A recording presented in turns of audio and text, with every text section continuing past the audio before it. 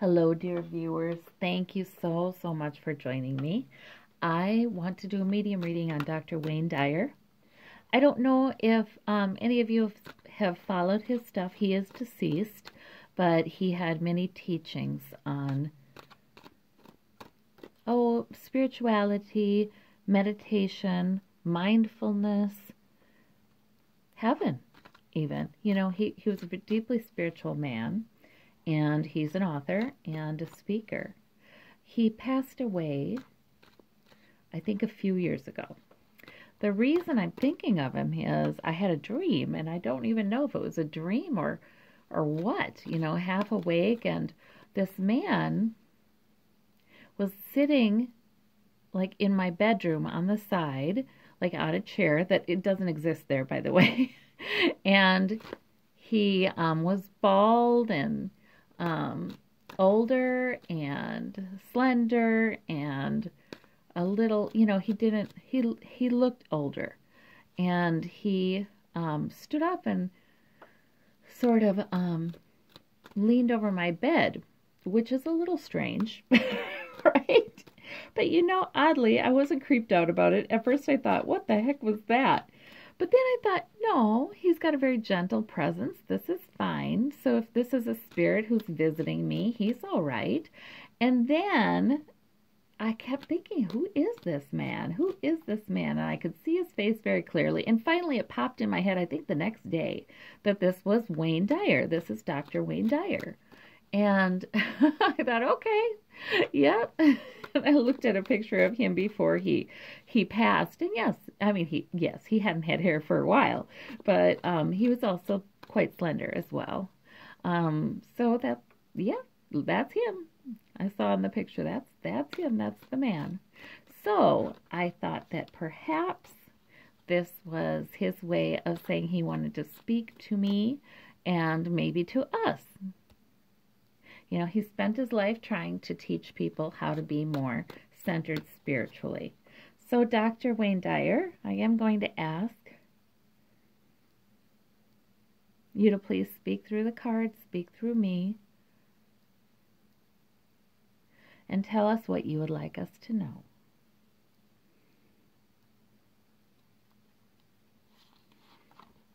Okay, in the heart of the matter, judgment.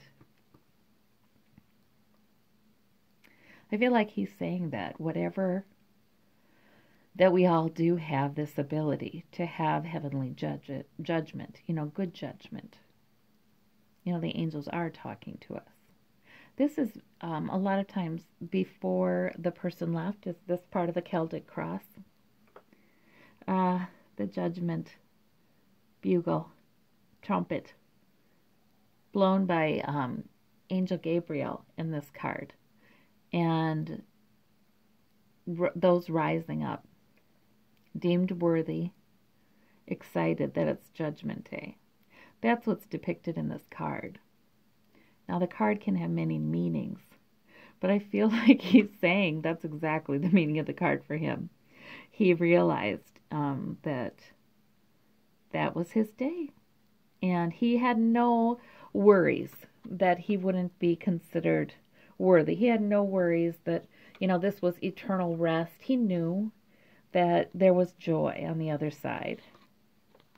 Angels were helping him. He's also telling us angels were helping him. And it was his time. It was his time. Now, I guess he died in his sleep of a heart attack. Interesting, he was diagnosed with leukemia, I think several years before. He did not get chemotherapy or any other kind of treatment like that. He said he believed he could heal his own body of chemotherapy. Without chemotherapy, of leukemia. And when he did die, they did an autopsy. He had not any cancer or leukemia in his body. So he was correct. He could, with God, heal himself. But as far as this heart attack goes in the middle of the night, I just right away when I read that, I knew that he asked for that. He said, he was about ready to go, And he did ask to die in the night. And that's what happened. It was his time. With the leukemia, that hadn't been his time. But it was his time. With that Wheel of Fortune. And time for fortune to smile upon him. Time for, the Wheel of Fortune to spin around in his favor. He was excited about life on the other side. He knew that it would be wonderful. He'd seen many wonders in his meditation. Underneath it all, we have the 10 of Pentacles. He was thinking about his family, his legacy to his family. Security, he was concerned about their security. I think he was thinking that this would be the best way to go for them. Like, he made sure everything was there for them, that they knew he loved them, that in a way he'd said his goodbyes, perhaps without saying goodbye. He had thought a lot about the best way to do this, I think.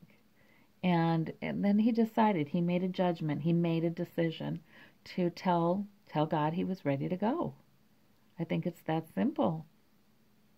And he'd already thought of his family and what would be best for them. Okay, behind, in the past, we had Queen of Cups,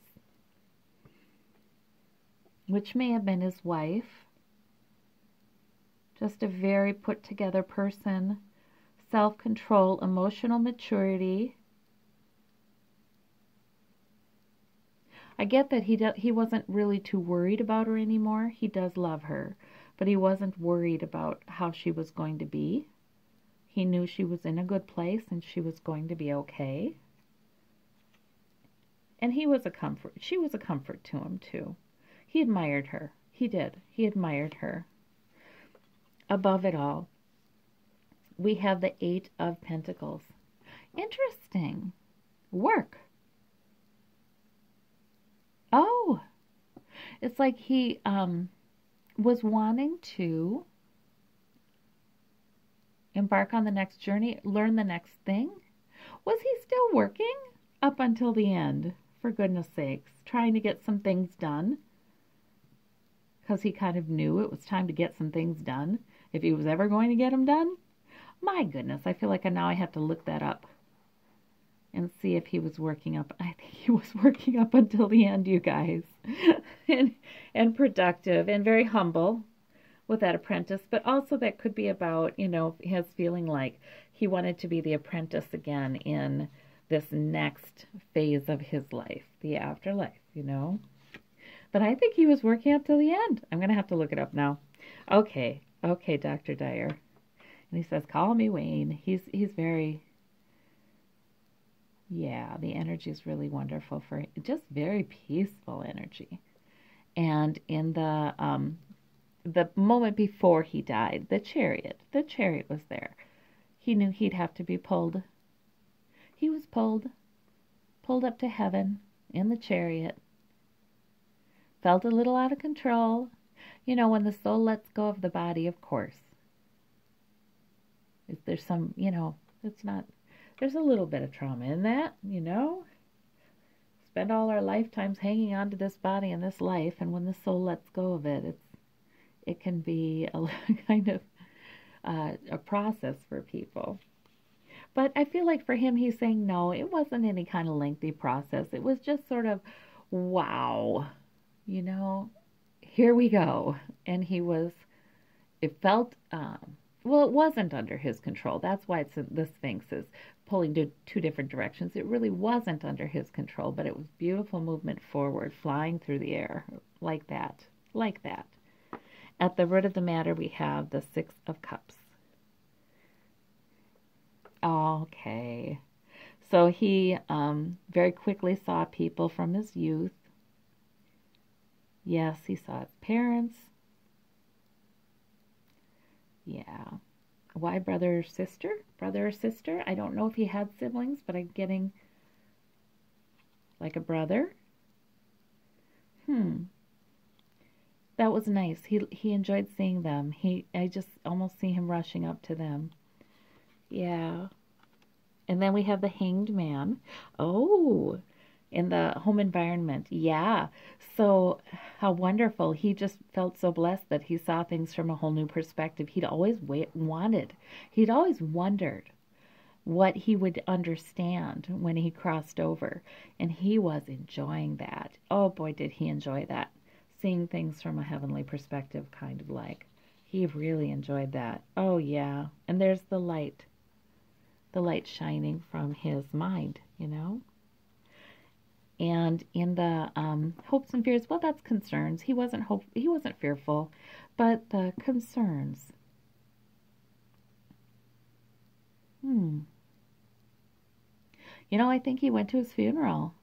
I think this is about, you know, that soldier is lying on a coffin, essentially, in this one. I think he went to his funeral. So he was concerned about the people there. Okay. He was a little concerned about them. How were they taking it? It was sudden. They didn't expect to be saying goodbye to him that night. That's what he went. Yeah. He went to his funeral. He was with his loved ones. And there were so many. You know, not just his family, not just his friends. He had so many people that he cared about. Yeah, so he was concerned about helping them, and he did. He did everything he could to give them signs, to, you know, have the strength to make his embrace felt, to remind them of talks that they had had when he was alive. He did his level best to comfort them. That was a little bit, you know, difficult in a way. And the end, the outcome. Yeah, he was really realizing he was done with the suffering. That was it. He was done with it. He had to let it go. He even had to let their suffering go. He got to this place where he was saying, you know, no more. I mean, even concern for his loved ones. No, I mean, that it's time for that even to be done. You know, not that he loves his loved ones still from over there, but it was even time for that to be done. Any kind of worry or concern or caretaking or caregiving or no, it was time for that all to be done. He was done with that Ten of Swords. Okay. Let me clarify. And then the Five of Pentacles. I just feel like he had so much empathy for people who were hurting. He saw all of that more clearly too. He had so much empathy. And right away he started thinking, I feel like he was pained. Not that he did a lot of things wrong. I think there was also tremendous joy here in seeing things. But I think he was sort of pained by all of the things that people suffer. Like he got a better insight into that. And right away he took up his wand. You know, right away he wanted to help. Yeah, I think that's what that means. The disenfranchised, the hurting. The people who have real serious troubles.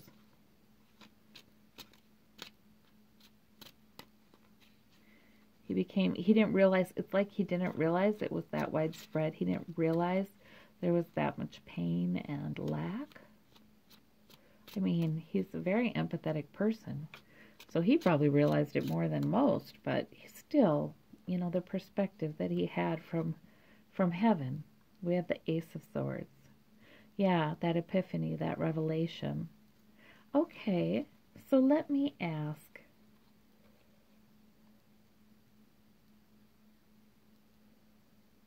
Yeah. And that's why he wanted this reading. I wonder if the refugees are painting him. You know, seeing them. Seeing the asylum seekers. Seeing the poor. Yeah, this is all painting him tremendously. In that way. You know, not in...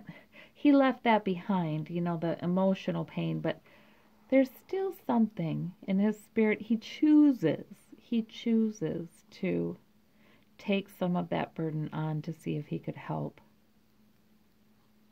Okay, let me look at this. 10 of Wands. Yeah, 10 of Wands with the 8 of Pentacles. Yeah, it was time. It was time for him to lay down those rods. He had worked hard. He had had many goals and purposes, and it really was time for him to lay them down. His work on earth here, that earthly work. Oh, yeah. And he had a lot of happiness and joy. Look at, his family was in a good place, he's telling me. The 10 of Cups, the 10 of Pentacles, they were in a good place, and he felt like he knew they were going to be in a good place. That would continue. There was stability in that, and that is part of the reason this was the time to go. Okay. I feel like he's saying he wanted to wait. Like when he was diagnosed with leukemia, that wasn't the time to go. He needed some time because there was a family member, maybe one of his children, a couple of his kids. They just weren't in the best place yet for him to go. And he had something he wanted to write yet. Yeah, that wasn't the time with the leukemia diagnosis. He would have accepted it, he says, if that was the time. But it wasn't the time. And he got in his meditation that it wasn't. So he kept working. He got what he needed to get done. And he waited. He made sure his children and his family were in a good place before he left. And we have the 5 of Cups.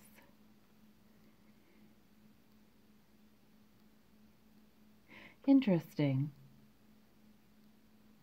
He noticed some loss in his work. He was still very, very productive. I feel like that was anticipatory grieving.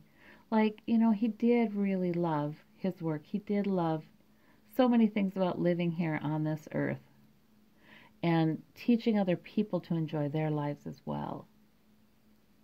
That he sort of some anticipatory grieving about that. But he got a job. He chose a job. He chose a goal right away on the other side anyway. Okay. And the Chariot. The 4 of Swords. Yep, time to go.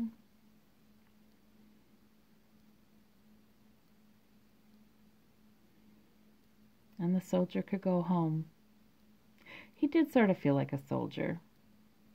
A soldier helping the world to do a better job of loving. He started telling me about the angel that came to him. Because an angel came first. Made himself visible, in the spirit when Wayne was sleeping. And sort of asked permission, sort of said, I'd like to help you go. And so Wayne made that decision to retreat from this life. Okay, because they'd been talking about it already. He knew that he could talk to people on the other side, angels, God. He knew that. Underneath it all, we have the 6 of Swords. Okay, yeah, that's exactly what I was talking about. Yeah, he wanted to try to leave them in the best shape he possibly could. He knew it was going to be a difficult emotional passage for them. He just wanted to make sure that they would have everything they needed to work through their grief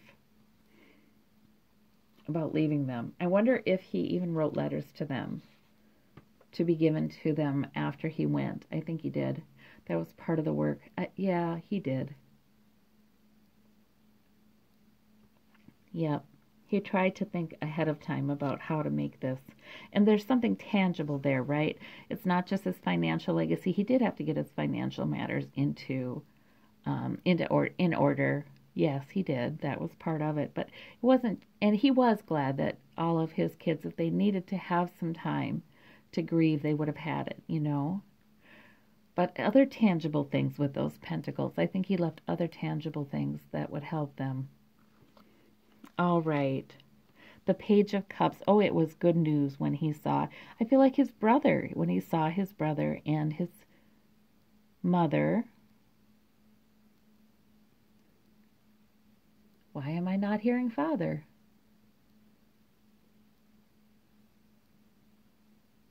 Saw his father from afar. and was pleased that he was okay. Huh. I guess I don't know anything about Wayne Dyer's childhood. His father wasn't on the same level spiritually. They're not on the same exact, they're not on the same plane, Okay, well, he saw his mother and his brother, though. All right. I've got to look that up now. I do these readings, and I just can't wait to get on the internet and look up these things and see what was talked about there. Okay, the Hanged Man. Okay, yeah. He was able to look at things from a different perspective and realize he worried about so many things over the course of his lifetime that were just not anything you had to worry about. Yeah, they were lessons. They were nothing you had to worry about. They were all good. Okay, so he realized even the trials as he looked back on his life were worthwhile. They were lessons. They weren't anything to worry about. And we have the Eight of Pentacles there again. Okay, the work, the retreat from the work. My gosh, he was a humble man, wasn't he? Because we get this Apprentice here twice. We have the Page of Wands over there. The Four of Swords here. Now that's a soldier. He was a humble, humble man. He did not see himself as particularly great. Loved, yes. But no, doing the work of the master, kind of like that. Yeah, his concern was the funeral. He was, yeah. I said that before. He was working very hard on the other side to help people through his funeral and through loss. Okay. He was working really hard to do that. Send them signs where they could figure out how he could. He kind of knew how he could do it. Huh. Yeah, okay. I want to clarify that because it's just kind of interesting. The Knight of Swords. He was done with the painful realities of human life. I feel like that Knight of Swords, I feel like he did have some regrets. Only because he was so caring. Like he did want to take time to figure out, even though it was all very, very positive and filled in with a lot of joy here. He really wanted to learn as much as he could about when he may have spoken aggressively or been a little too obsessed with a purpose and a little too sharp with people. Yeah, I think he looked for, I feel like he looked for those things. There weren't a ton of them. He was a good man. He treated people well, but I feel like he looked for those in the afterlife and, what can I learn from them? Yeah, he's very strong. I mean, he was certainly strong enough to look at that. No big deal. And he also took time before that to just soak it all in. Okay, that's wonderful. King of Swords. Ooh, I think he's saying he's helping. He's helping. He's one of these guys. Okay. Wow, that's why. That's why. Okay. That's why he's come to me. He is one of those ascended masters. He is one of these, yes, and politically involved, who's working hard in this current era to bring truth with this King of Swords. I kind of feel like that King of Swords a lot of times is Archangel Michael. Let's just cut through and bring the truth. That's the sword of truth and justice. Yeah, and he's working with them and most concerned about the most vulnerable among us and the financial woes of the most vulnerable among us. With that Five of Pentacles, lots of times that's money worries and being shut out in the cold. Yep, I mean, really, all the refugees of the world, all the asylum seekers, there's been so many, and we have this worldwide trend, it seems, towards scapegoating the immigrants and the refugees and the asylum seekers. It's just sort of, it's spread. So he is part of this time in history. In fact, it's almost like he went so he could be part of that. I think he went a few years ago, but he went this has been going on for a little while. All right. Okay, Dr. Wayne Dyer. I want to, and he laughs. He laughs again when I said that. Okay. He's so gentle. I mean, there's nothing, he's so gentle. Like he is peace itself. Oh, that's really nice. Yeah, okay. I want to see, I want to ask about any advice he has for us right now. And thank you, Wayne, for telling us about your last days and what your purpose is now a little bit. Telling us a little bit about that. What is your advice for us?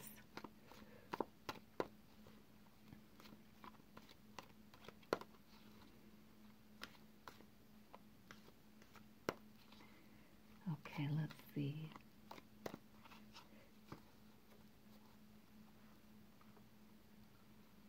Present and future advice. Present advice. Oh, but then there's this Knight of Swords. And that was in his outcome. Oh, so that wasn't just about him thinking about times when he was a little too sharp. He says, yes, that was part of it. But also the good purpose of the Knight of Swords. He was charging forward with truth. He was helping that King of Swords. And his advice to us is to do the same. His advice to us is to charge forward with that truth, to speak, to write, to be a bit obsessive about the truth. Well, that's good, because we are all obsessive about politics lately, because it's concerning. Yeah, but the Knight of Swords can be kind of obsessive about the point, like, we're going to keep bringing this point home until it's victorious, you know? Okay, so he's saying that is, that's, okay. So we have the Seven of Swords there. There are people who are taking way more than their fair share and getting away with it. Time to speak out about that. Speak out about that. The sneakiness, the lies, the underhanded stuff. Okay, and justice. Whoa. Justice card. It's time for justice, he says. Wow. He really is. Yes. I mean, he's part of this King of Swords thing we have going on in this era, in this time in history. The future. But he also says, remember to be spiritual. Remember to listen for the messages of spirit. Remember to do, whatever spiritual practices, expose you to the light, have you led by the light with that lantern. Yeah, we need to get guidance in exactly what we're supposed to say and when we're supposed to say it and when we're supposed to charge forward with truth. The Four of Pentacles in the future.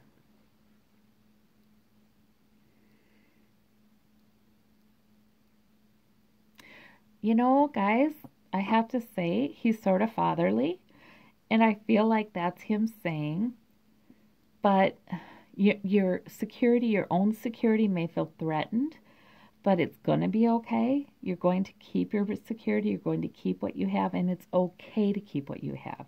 You don't have to think that you need to abandon that. He doesn't want sacrificial lambs here, is what I'm hearing. I'm hearing he doesn't want sacrificial lambs. He wants us all to also still be able to take care of ourselves as well, our families. He said it was important to me when I was alive. I didn't feel like I needed to be a sacrifice. Yeah, because I didn't. I didn't need to be that to do great good in the world. And he's telling us the same thing. Okay, and don't be fearful. You'll be okay. That's what I'm hearing.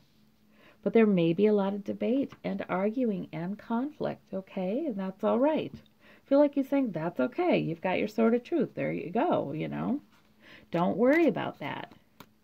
Expect it.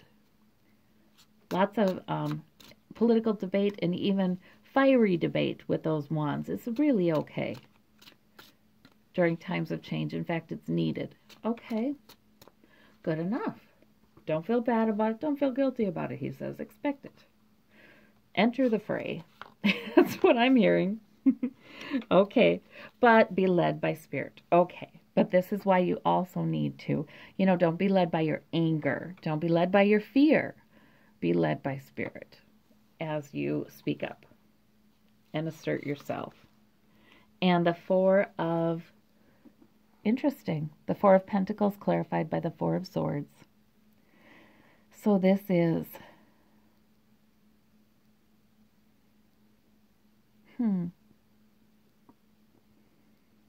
I feel like he's saying, don't worry, you're not going to lose your security. And please understand, even death itself is nothing to fear. You don't have to be insecure. You don't have to hold your security so close. Please understand, death is nothing to fear. I feel like that's what he's saying. Okay. And the Page of Swords. And the Hermit. Yeah. You will get new plans. You will get well thought out intellectual plans, the beginnings of plans. You'll be guided in what you should say by the Hermit. Yeah, that's the way you do it. Otherwise, you could be speaking immaturely. Don't do that. Be guided by the Hermit. Don't neglect your time with Spirit, because that's the only source of change. The Justice. Whoa. Look at that, you guys. The King of Swords. Yep. And this, I asked for his advice, didn't I? And this is the present column. Wow. Okay. Don't be afraid to be part of that. Don't be afraid to be part of demanding the truth. Okay. Don't afraid to be part of the investigating. Okay, because that's what's going on right now. We have the Knight of Swords again, twice. You might have to be sharp about it. I feel like he's saying if somebody's taking more than their fair share, if they're trying to get away with stuff, I don't see passivity here. Do you? Do you see passivity anywhere here? No, I only see making sure you spend time with Spirit so you're well-grounded and guided by Spirit, not emotion. That's why we don't have cups here. No, not emotion. And logic, you'll have clarity of mind when you're guided by Spirit. Okay. My goodness. And the Hanged Man. Funny how he got that in his reading, too. All right. Yeah. Hang around. You'll get a new perspective. Spend time with Spirit. Your thoughts will be enlightened. With that halo, you'll get a new perspective. And when you know something is true and you know something is right, you charge forward. Okay.